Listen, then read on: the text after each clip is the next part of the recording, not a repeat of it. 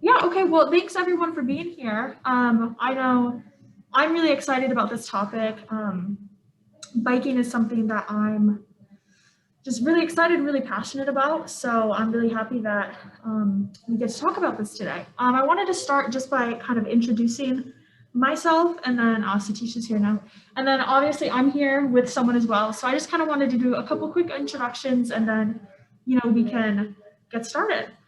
So my name is Karen Troxel. I think everyone on the call has probably already emailed with me, so they kind of know who I am. But I'm an AmeriCorps member doing a year of service here at Gonzaga.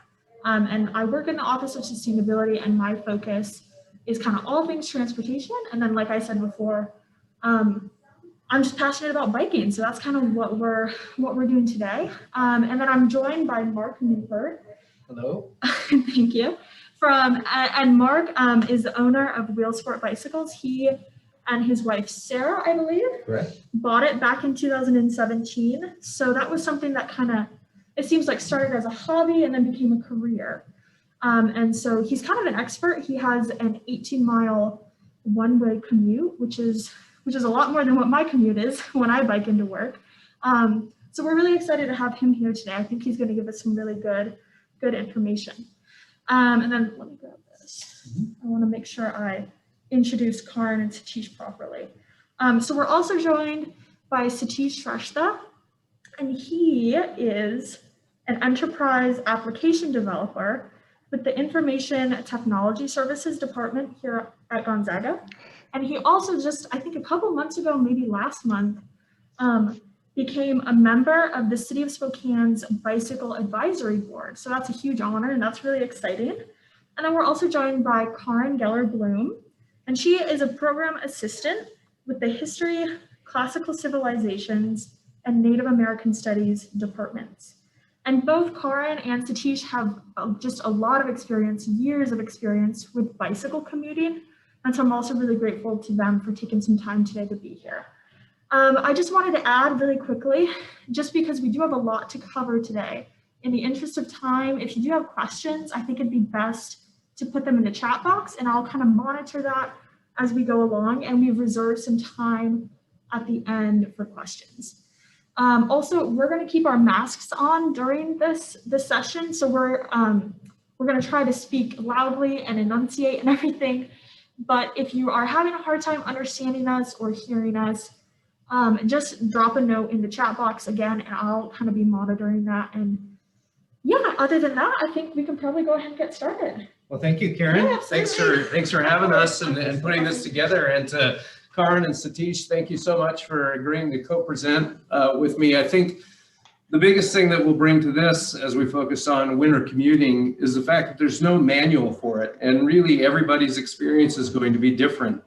I'll tell you a little bit about my experience, but the real benefit of this is to have several people bounce ideas off of each other, because their experience is going to be very different from mine, maybe closer to yours. So I'm excited to hear what their commuting experience has been, what products that they love to use to help keep them warm and dry and commuting in the winter, because this is an interesting topic, right? We're here to talk about how can we ride bikes in the extreme cold, in the extreme damp. And so I'm a little surprised we don't have thousands of people here today to talk to us, but I'm really pleased that all of you took some time out today to join us. Molly Pepper, hello, great to see you out there. So thank you for joining us, a friend. So I'm going to get the conversation started. We're basically going to talk in 3 different sections. We're going to talk, we're not going to get into commuting basics here. I don't think that we're going to have the time. We're just going to talk about how do we take commuting, and I'm assuming that by being here you have some interest or have some experience in commuting already and some reason to do it. So we're really going to talk about how do we take that and move it into the shoulder and the winter months, and what things can we do to make that a more enjoyable experience. We're going to talk a little bit about the bicycles. We'll talk mostly about clothing, I think, because as I'm fond of repeating, I certainly didn't come up with this, but there is no bad weather, there's just bad clothes. So, I think we'll talk a lot about the experience of getting dressed, because you're going to start off cold and then you're going to get hot as you exercise on your way to work or to the grocery store or to yoga or wherever you're choosing to bicycle commute. And then we're going to talk about what do we do when we actually get there. I'd love to get some input from Karan and Satish on, let me back up. I'm very fortunate in that I have a shower available to me and some storage where I can keep some clothes at my work, but that's not the case with everybody. So we'll talk a little bit about some strategies since we're going to bundle up and get warm and have some exercise on the way to and from work. What are some things that we can do to make that transition a little bit easier from a planning perspective? Does that sound great to everybody? Perfect. Yep. Well, we'll go ahead and get started. We're going to talk a little bit about the bikes themselves. I have a couple of bikes behind me, and I'm not sure how well you're able to see them, but I'm going to give you a little bit of a rundown. This bike over here to my right, your left, is the bike that I commute on. And I will say that I'm not a daily commuter. I try to do it, 1 to 4 days a week. I do have some restrictions in that I travel a little bit. So I don't get to commute on those. And then I still have some children at home, so they require some attention of mine as well. But I get a couple days a week in on average to commute. I think I started really commuting in earnest last June, and I've got 2,400 miles in last year. So we get a little bit of commuting in. So I'll talk a little bit about my bike setup and what I have. And then to my left, I think you can see this. I have a different setup. This is more of a traditional commuter style bicycle. It's going to have a flat bar, and we have a rack on the back, and we'll talk about some of the attachments that we can put on the back in order to carry our gear back and forth. But I'm going to start with probably the most important thing for the bicycle in the shoulder season and winter commuting, and that's going to be tires, because typically the tires that we have on our bike in the summer, regardless of whether it's a flat bar commuter or a mountain bike, probably needs some attention in the winter time. So we're going to go to a little bit more aggressive tire. And I don't know how many of you are familiar with it, but I changed the tires out on my road bike from what they call slicks. And I put a small tread on them. I'm using a specialized Pathfinder tire. But I also brought a couple of additional tires here to look at. I don't know how well this is going to show up in the camera, but you can see that this is a tire that has a little bit more aggressive tread on it as well. It'll still roll really well. These tires are pretty much available. Karan and I were talking a little earlier about some of the bicycle supply chain issues that are happening right now, but these are pretty readily available for most of the common sized tires right now. So if you're going to look at commuting in the shoulder seasons and in the winter, I would strongly encourage you to start with tires, because it's that contact patch with the ground that's going to make all the difference between the bike being comfortable and stable underneath you and you making it to work or yoga or to the grocery store safely. The other one that I brought to show you here is, I don't know how many of you are aware, but they actually make studded tires for bicycles. So again, I'm not sure how this is showing up, but this is a bicycle tire that actually has steel studs in it. And so you can buy these again in most of the common tire sizes, and they are loud, just like a studded tire on your car is going to be. They're a little bit uncomfortable, not the greatest attraction, but if you are going to ride in a full-time manner where you are going to have to deal with snow and ice, I would strongly suggest going to a studded tire just to make sure that you don't hit those patches of black ice or get in the frost in the morning or the evenings when that bike can come out from underneath you. So that's just a little bit about tires. So Karan, maybe I could just put you on the spot here and talk a little bit about, you were talking about tires and yeah, wanting to get some news. Yeah, so for me, the tires and the studded tires really are what make my winter commute possible. I am a road cyclist. I am not a mountain biker. I get fearful when the earth moves underneath my tires. So because of that, the studded tires have have enabled me to continue to ride so that I feel safe doing so. And I go down a hill on my way to work, and that's very scary when you're on ice. So the studded tires make all the difference for me. They're Great. essential for me. Yeah. I would agree. Thank you. Satish, anything to say on that? Totally. Every time I see Karin commute on her bike on a very treacherous day that I would normally not ride my bike on, I am just so impressed. For me, I have not tried studded tires yet. Instead, what I did was I ended up buying myself a fat tire bike.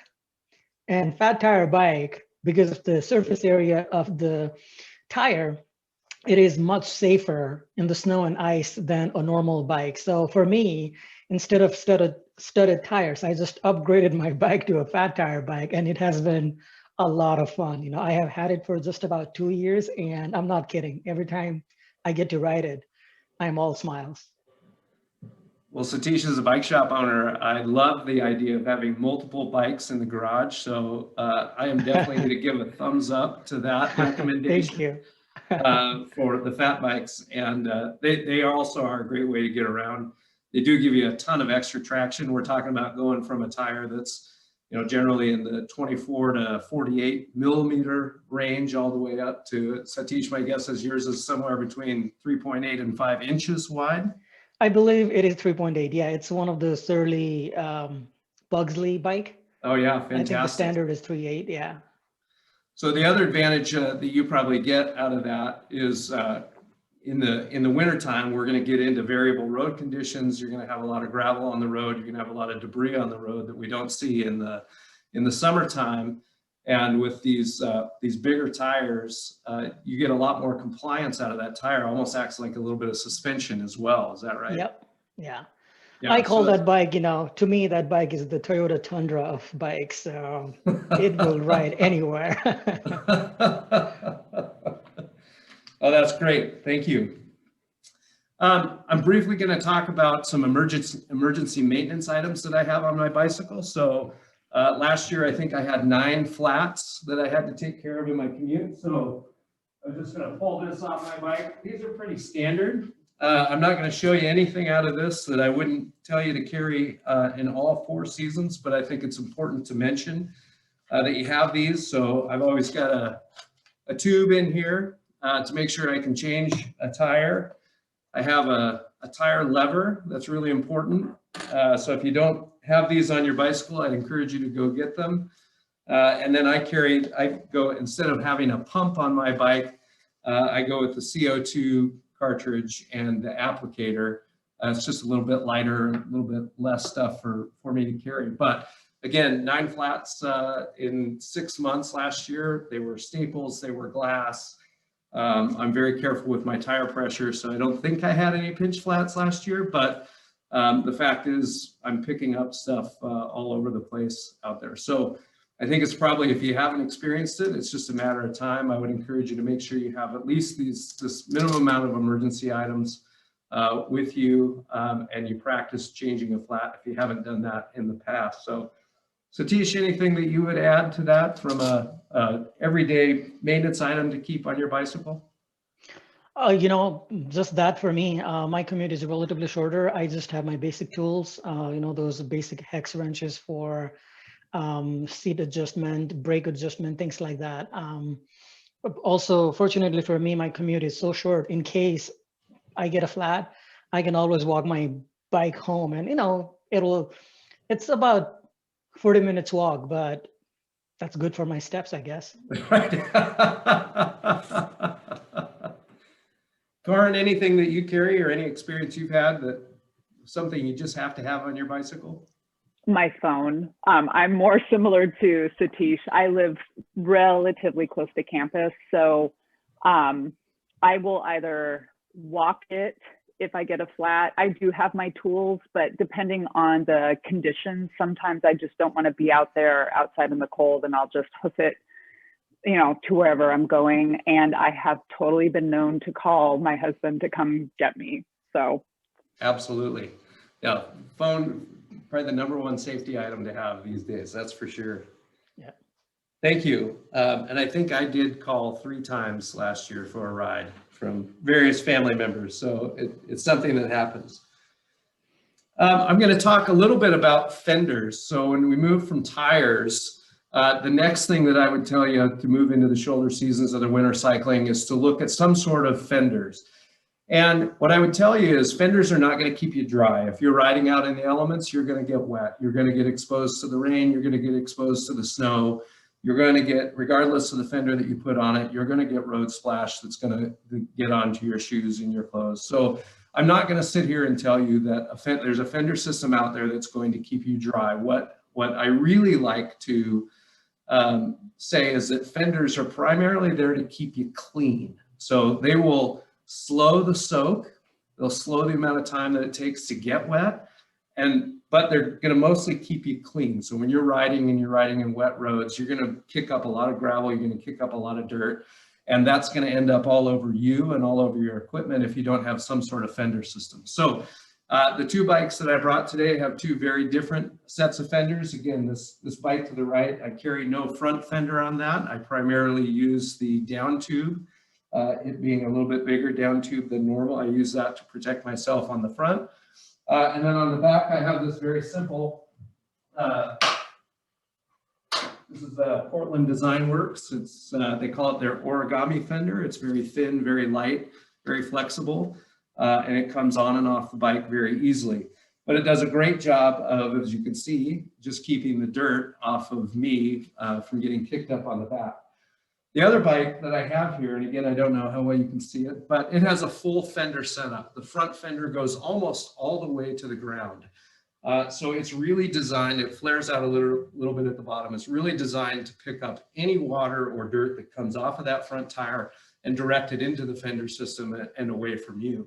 And the back fender is pretty complete as well, going all the way from the bottom bracket all the way around to about the 90-degree mark on the tire. So it's a pretty complete fender system. But again, even when I ride that bike, I'm going to get wet from splash coming off the road. But they do a great job of keeping you and your bicycle clean. So I would tell you that a good fender setup, and they don't have to be expensive. I think these Portland Design Works origami fenders, and you can get them from the front. I think they start at like 19 bucks, and it went on my bike in about 5 minutes. So they're very easy. Karin, are you using a fender system? Yeah, I have fenders on year round, even just so I can ride through puddles in the summer. And yes, totally agree with you. When it's raining or precipitating in some way, I do not rely on my fenders to help with that. I wear clothing to help with that. But yeah, I love fenders, big fan. Satish, do you have any of the fat boards on your I do, bike? yeah. I do. I don't know the brand, but I have something similar to that Portland origami, and it's working out pretty well. And for me, I thought I hated fenders until I tried them on myself. Early on, previously, I used to ride a fixed gear bike, and I was a big fan of keeping it as simple as possible. So that meant, clean handlebar, clean seat post, and everything. And so early on, my bike literally had nothing except a handlebar and the very basic equipment, not even brakes, because with a fixed gear, you can just stop the bike by stop pedaling or trying to pedal backwards. And, but I think now it is showing my age, that was my 20s. Now I'm in my 30s, I don't do that anymore. But yeah, big fan of fenders after I started trying them. You bet. Well, what I love about these new style of fenders that come out that are so flexible and aren't permanently fixed to the bike is that if you do have a bicycle that you like to use not only for commuting but also for pleasure, like for instance this bike, I use it as my road bike as well. These Portland Design Works fenders, and there are several brands that do the same thing, but they're on and off very easily. So if I want to use it as a very lightweight bike to go out on the road and get some exercise, that works great. And if I want to put the fenders on I can do so very quickly. So I'd encourage you to check some of those out. The last thing that I'm going to go over here regarding the bike is lights. So we'll talk a little bit more about reflectivity when we get into clothing, but being seen in the winter, particularly here in Spokane area, when we're going to either start the ride in the dark or we're going to finish the ride in the dark. We're going to be on public streets. So unless you're fortunate enough that the Centennial Trail is your commute, which I am not, you're going to be on streets and you need to both be see and be seen. So I ride with a number of different lights. I actually have 4 lights on my bicycle at any given time. I'll move this a little bit closer here so maybe we can see it, but I ride with a headlight. I'm using a Surface 1200 lumen headlight that gets me to and from work and allows me to see. And then I'm using just a very simple white flasher on the front. This is just to get people's attention. So if they're at an intersection and I'm coming towards them, I just want that flashing white light to get their attention, because sometimes they can be lulled into the, thinking I'm further away with my headlight than they are. I also have this exact same light. These are just little, I brought an extra set here. These are just little tiny LED sticks lights. Specialized happens to make these, but there's literally thousands on the market. They plug into a USB port to recharge. They last about 2 hours. And I can start them. I can either have them be a white light, or I can just hold the button down and they turn into a red light. I can make them flash. I can make them flash fast. But I actually carry 2 of these, one on my helmet, one on the bicycle. And again, it's just there to be obnoxious, because we're tough to see anyway on a bicycle, and we need to make ourselves as bright as we can. So again, I got 2 red flashers on the back of my bicycle. I have a really bright 1200 lumen headlight on the front, and then I'm running a white flasher as well. So, Karin, what are you using for a light setup? I don't know. I can't remember what my headlight is, but I use a headlight, and even during daylight, I will have it on the pulsing mode.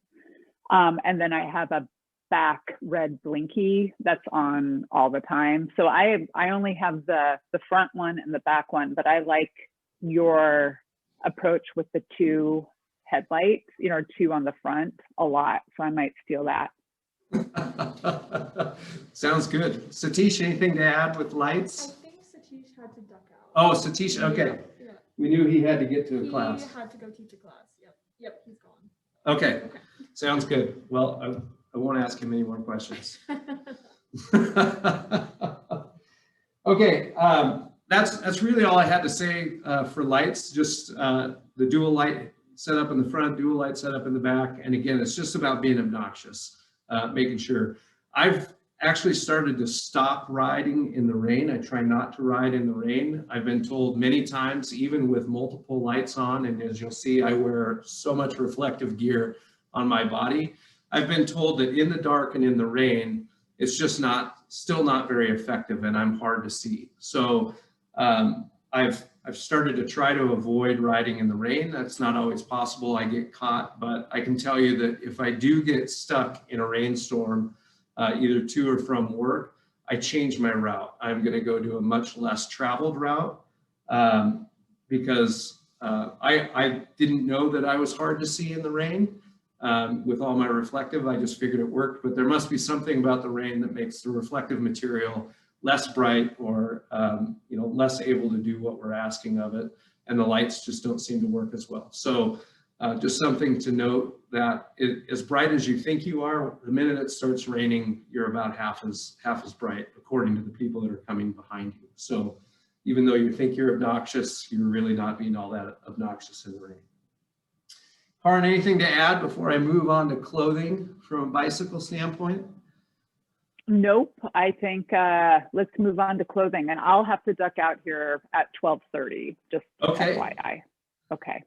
Sounds good. I'm going to start with hands and feet because that's, to me, that's the most important part of the ride. The rest of me, I'm fairly well insulated in case you couldn't tell, but really my torso and my legs don't get too cold. It's my hands and my feet first and then my head next, and we'll talk about those. For me, I wear an insulated waterproof boot. These are specialized defrost boots. I've worn these down to about 15 degrees and have had no problems with my feet getting cold or wet in these. I do have to stop wearing them at about 45 degrees. My feet will actually get too hot in these boots. So these have been an excellent choice. I know there are several brands and manufacturers out there, but this is what I'm wearing. And again, going with the reflective, this is our reflective on it. So I try and keep my feet nice and bright. It's nice to have those items in motion be reflective as well. One of the other things that I brought, if you're not interested in investing in some boots or some good, winter riding shoes, are these shoe or boot covers. You can get them just for the toes. You can also get them to go over any shoe. And these just slip on and zip up the back. They have reflective capabilities as well. They're going to keep a lot of the water off your shoes, and they're also going to hold in a lot of heat. So, you can pick these up for very inexpensive. They last quite a while, but these are going to go a long ways towards making your feet comfortable on a ride. Karin, anything to add for feet there? So because my one-way commute is under 3 miles, I kind of suffer, to be honest. I get cold. It's part of the experience of feeling alive. But I started wearing my cycling shoes, and I now have those zip booty things that you can put over. So yeah, I'm excited to give those a try and see the difference that they make. It's amazing the difference that they make. I mean, they're very thin fabric, but for whatever reason, they hold in so much heat. I think it's because cycling shoes are designed to breathe and they just prevent that breathing from happening. So a lot of the heat just stays in the shoe. So they are very effective. Yeah. Moving on to hands. I have been through so many gloves. I start out cold and then I get hot and then I get cold again. So I don't know what's happening with my body or what I'm not eating. My wife would tell me it's not enough kale, but I don't know if that would help. But I need to start out a little bit cold in my hands and then I get warm, and then I need enough insulation throughout the ride to keep me warm. So I actually have found 2 different sets of gloves. I have a very lightweight set of full finger gloves. Again, they have reflective built into them, so my hand signals get recognized by cars approaching from the rear. And I would tell you that I found these to be good from about 50 down to about 35 degrees. And then at 35 degrees, I have to switch over to, these are a Pearl Izumi glove, but they're a much heavier glove. Both of them have padding in the hands. And these ones can get me down to about 20 degrees. Again, they're much more like a ski glove, a good winter glove. And then down below about 20 degrees, I end up either not riding or I go to a pogie system. So I don't know how many of you out there have used or seen pogies, but they actually, they came out of whitewater kayaking, but they attach to your bar ends and you slide your hands inside of them and they're lined.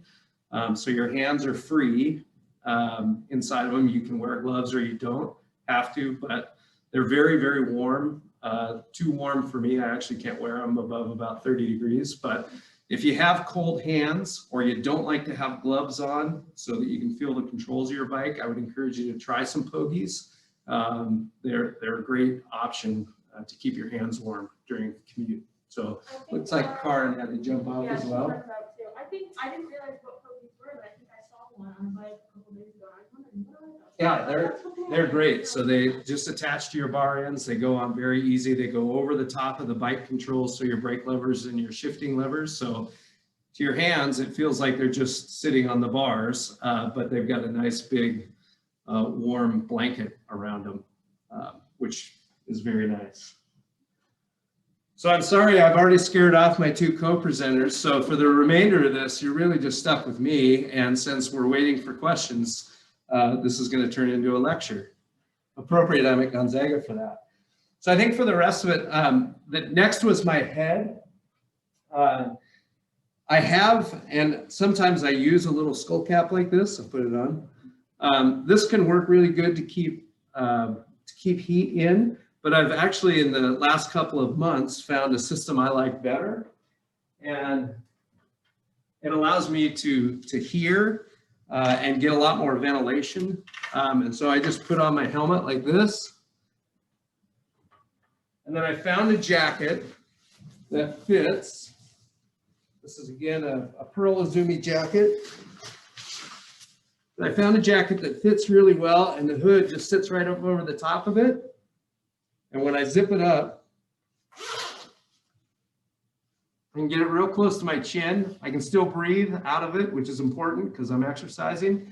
But you can see the hood fits pretty tight, but it allows air to get in through these vents. So when I'm working hard, if I choose to work hard, I actually still get airflow back onto my head. It keeps me very comfortable, but it keeps all the elements off, keeps it from running down my neck.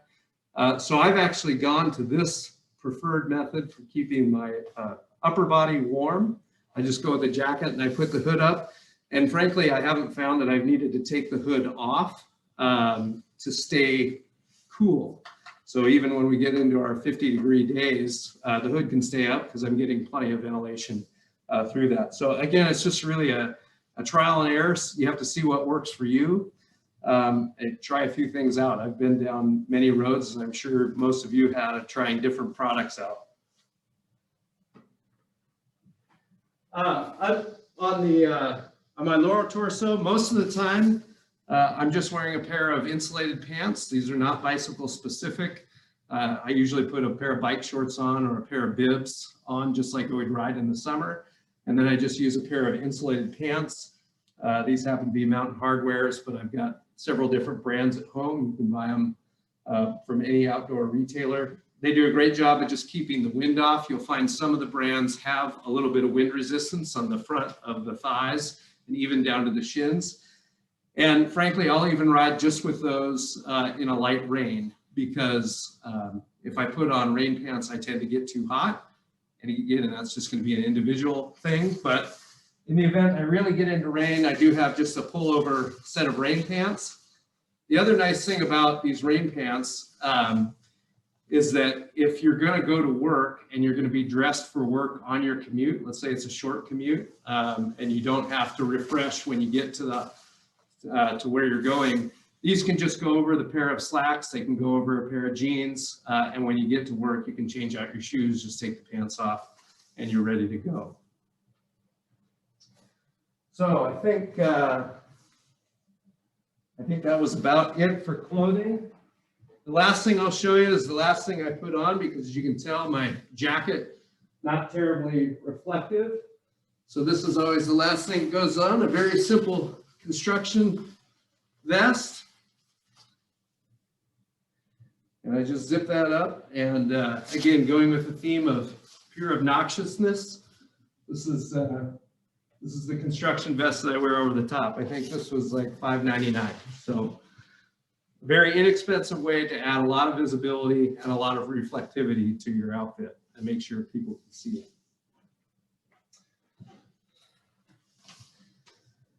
All right, the last thing I really wanted to focus on and talk about is how do you carry your gear in the winter, and really all year round, but in the winter we're gonna add the elements.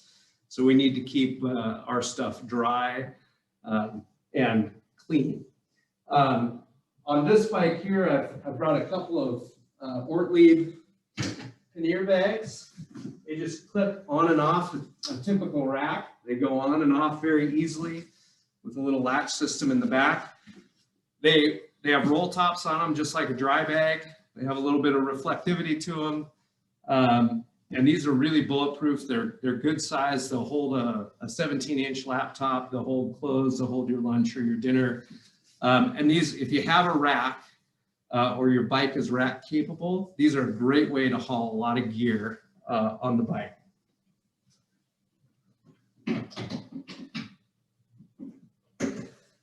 So that's probably the primary way. On a bike like Satish has, the fat tire bike, and any bike really now, they're starting to make frame bags.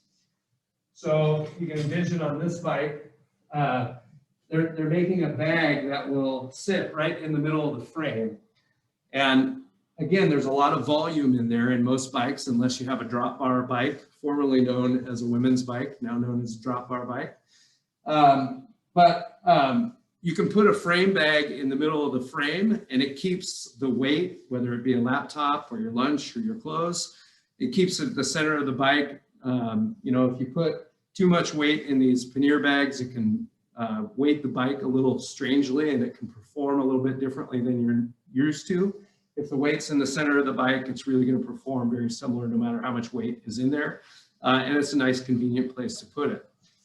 For me, again, because I have the luxury of a shower and a place to store some items at my destination, I don't need to carry much. Really, I carry a lunch, which is a sandwich, my wallet, a shirt, and the other small things I might need to change every day. So my towel and quite a few other things stay. So I simply just use one of these gym bags. It's got the drawstrings on it. They're very small. It's nylon, so it's pretty waterproof. I've been through some pretty good rainstorms with this, and it has never gotten wet. And it's very easy to put on and off. And again, you just pull the drawstrings and it just slides right over everything. I like it because it doesn't have a lot of flaps that come off of it with a backpack. Sometimes I do have to wear a backpack if I'm having to bring my laptop back and forth. But it always annoys me to have the flaps off, the straps flapping off the back. This is a very tidy arrangement for me. I get lots of range of motion with it. It doesn't feel really like I'm wearing anything. So this has become my preferred method for transporting things back and forth because my bike doesn't have a rack on it. So I don't have pannier bags. They're not really a good option for me. So I've gone to this method. And I probably should have started with the transition time. I was just thinking about that. We unfortunately missed getting to talk about that. Yes, so I was going to talk a little bit about how to look good at the end of all of this. So you've commuted to work on a bike, and I got to take this off and get warm. So we've talked about how to commute on a bicycle, and then some of the real challenge comes when you get to where you're going. How do you freshen up when you get there? So again, I have a shower, I have some clothing storage facilities. Not everybody's going to have that luxury. So I know quite a few people who travel with baby wipes, and they're able to freshen up at the end. It just really is going to be individual, and I just would encourage some trial and error as to what works for you. But I've really found that, I can store jeans and shirts and shoes in my desk drawer. It doesn't take up much space. So if I can leave all of those items at my destination, along with a towel or something to freshen up with, it really limits the amount of stuff I have to carry back and forth, and it makes my bike ride that much more comfortable and pleasant. So I would just say, as you get into your commuting journey, whether it be in the winter or not, play with, leaving certain things at the destination, even doubling up on some at home and some at the destination, and seeing what works for you. Can I add something? You sure may. Awesome. Please do. They're tired of hearing from me. I'll just add something. I think maybe everyone on this call works at Gonzaga, and so you maybe already know this. But if you do work here, you can use the shower facilities in the gym. You have, with the ZAG card, you have access to get in the gym. With COVID, a lot of people, aren't on campus anymore. So maybe some of you are working from home and are kind of thinking in the future when I start commuting again, but just keep that in mind. That's something that that could be really helpful potentially if on a day, even on a hot day, the opposite of winter, you get really sweaty or something, you just got to take a shower. So I just wanted to add that. Right. Very good. Thank you. I really think that we can probably go to questions. Move into questions. Yeah, if that's okay. And then I can have a absolutely. few closing comments. Definitely. I'm just gonna check the chat really quick. I think we had one question so far, and then we might just let people kind of talk and see if anything else comes up. It looks like Molly Pepper asked, do you see any advantages or disadvantages of a front basket for carrying things? So Molly, I'd say the advantage is, number one, you can see it. It's out in front of you. You can load a bunch of stuff onto the bicycle. That's always great. The only thing I would say is, even with a great fender system, you're going to get some water being thrown out the front of the bicycle when you go through puddles. And so all that water with the wind coming back at you is going to blow some of that water on whatever's in the front basket. So I would just make sure that if you plan on commuting with a front basket in the shoulder seasons, that you make sure that you have some sort of waterproof bag to put things in, because it will get wet even with a great fender system. That's great. That's helpful. It was just, when you didn't mention them, I wondered if there was something that you should never put something in your front basket or something. No, they're a great option. You know, lots of bike companies are coming out with, they call them pizza racks now. So they're big flat racks that sit on the front of the bikes right over, or a front basket. Nope, it's always been a great way to carry bikes, or, you know, put people on your handlebars, as we used to when we were kids. And it still is today. So thank you. Great. I have a question real quick. Oh, absolutely. Do you use any like sunglasses or eyewear? I know sometimes, like, you know, people will wear sunglasses when they ride their bikes, but specifically if it's dark, I know a lot of people can use those clear lenses. So I guess I wanted to ask your thoughts on that. I do. I wear these. These are, mine are actually at the office. So I just picked up a spare pair. Oh, the lens just popped out. Anyway, so these have stickers on them, but they're the same that I wear. Again, the obnoxious theme is there with the bright lenses, but these actually have a phototech lens on them. So in the morning when I start out in the dark, the lenses are clear. And as the light comes, then they start to, the UV starts to darken them a little bit. And I have always seen these for a long time, and they always seem down in my price range at $300 and $400. Tifosi, and Tifosi is at any bike store, or I think REI carries them. You can get them a lot of different places. But $70, you can get a phototech lens, and they do a great job of going from clear to dark. And these do get pretty dark. Thank you. You bet. Thanks for the question.